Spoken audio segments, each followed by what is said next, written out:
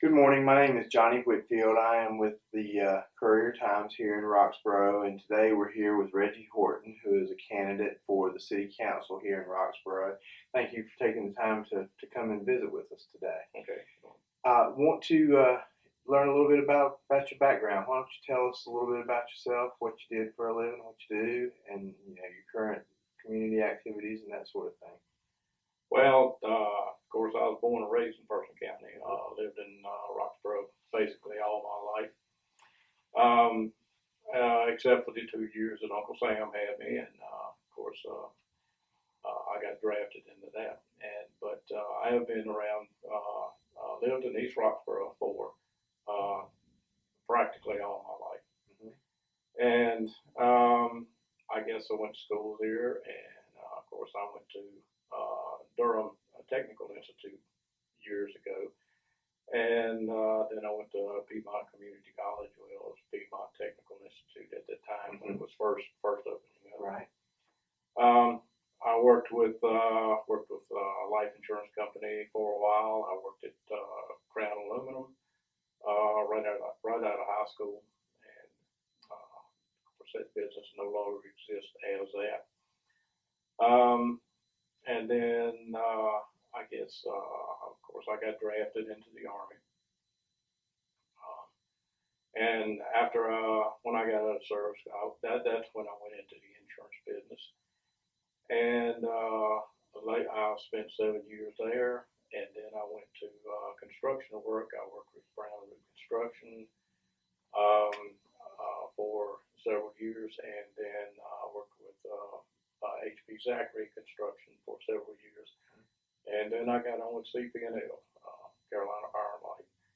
And then they changed names to Progress Energy. And of course, I've been involved with all of that. And that was, I spent 26 years with them. So I retired from there, and I've enjoyed it ever since. There's, I guess, the little things that I do around, I do some volunteer work here and there, get into some of the schools and everything when I can. I'm a member of the American Legion. I'm the post adjutant down there now, and of course I'm a member of probably 4 or 5 different veterans organizations, and I do some work with them. One's at the American Legion. I spend more time with them, and the unit that I served with in Vietnam, I am coming up. Well, right now I serve as the senior vice commander for the national organization, and with the American Legion, I'm on the legislative committee, the national legislative committee, and do some other work with the Legion. And of course, with the Legion locally here, we do some work. We try to get into the schools, help out with the students. We have several programs to get involved with, and we usually once a year we go down to the USO in Raleigh and get to take supplies and money and whatever we can round up for the USO and just those particular people in Raleigh. Okay. And so tell us about your family. I have been married twice. I'm divorced twice, and I've got two children. My oldest is my daughter, Brandy Horton, and she is a lieutenant with the fire department, Roxboro Fire Department. My son, Heath Horton, is he has several different jobs, but he does some.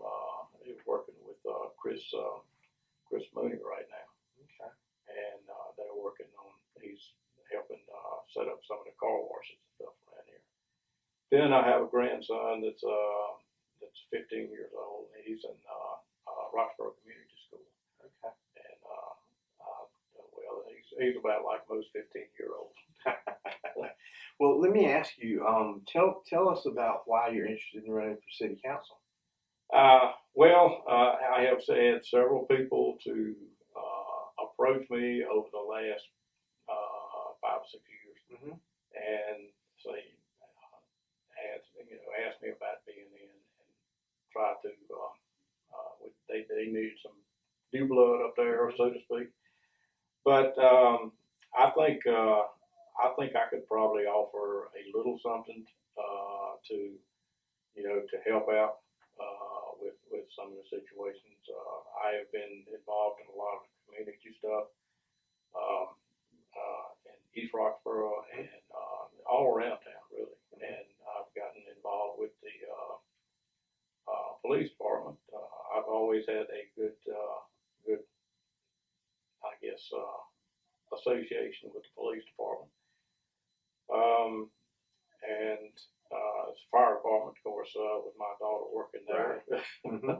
I have an interest there too. Sure. But I think that there is probably some things that I could do to push some other things along, and help out with the city stuff. Right. So let me ask you, and you sort of started to speak to this, but what do you see as your strengths if you were elected to the city council? What strengths would you bring to that job? Well, that's a good question. I don't. I guess being so much associated with the community and everything, Right. I am fairly well known. I think I'm pretty well known, but I think I'm fairly well known about the county. I've had dealings with a lot of different departments there, and I think there are some things that could be maybe looked at a little bit better. And I just have a good association with a lot of department managers, and hope it will continue. Okay. Well, let me ask you the flip side of that question. We were talking about strengths. Talk to me a little bit about, the weaknesses that you might have if you were elected to the city council. Well, I can't do everything by myself. Right. Mm-hmm. I guess if being a new person on the block, I would have a lot of stuff to learn. Right. I guess it would be.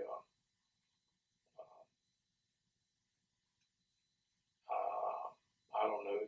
I guess the education of all the little finer things in there is what's going to be the worst part for me.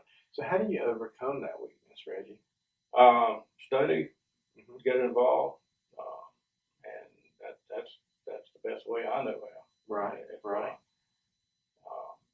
I know a lot of people can go out here and like in college students and things, they can go out here and read stuff and they think they know it all right there. Well, I've had my dealings with engineers over the years, and they know better. But you have to actually get involved with the things. You can't just read about it and say, hey, we can make this decision here or this decision here. You have to get out and get involved, take a look at what's going on, and that's the best way I know how to do it. Okay, great.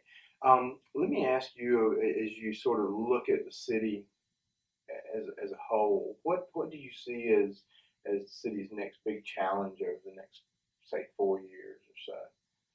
Well, over the last couple of years, I think there have been some steps towards development of the downtown. Right.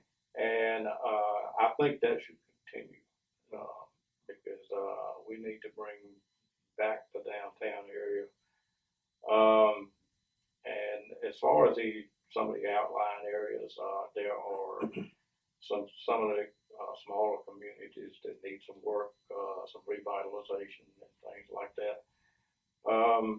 And I think, you know, that if we can get the communities involved, and get them to spruce up their areas and you know, do things like that. So you mentioned community involvement. How does the city council do that? How does the city council get the citizenry more involved? Well, the first thing I would think that the council members or the mayor or whomever, they need to get out with the public. Right. If you're sitting in an office, you really can't deal with these people.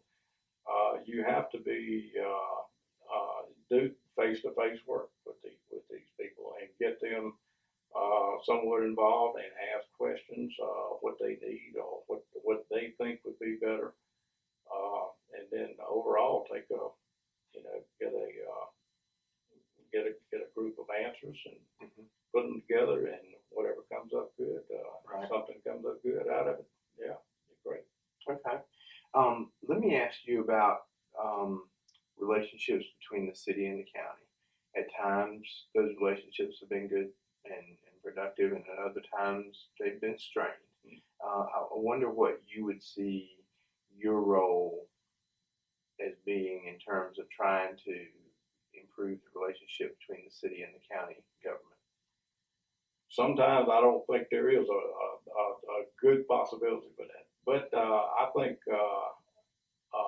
there are cases when they do work together. They work together and things come out real good. And I think if you continue to work with these people, do face to face, and you know, get to well, I pretty much know most of the commissioners anyway. But if you get to know these people, some of the other candidates or whoever may go in, if they will work with these people a little bit better, there's always this, you know, there's never going to be a concrete solution to anything. They are not going to. They're not always going to agree. And if they can agree to disagree, that's good. Right. But I think it's you know, you work together and you try to get these things meshed out and done well. Okay. You've already mentioned the need to work on the situation in Uptown.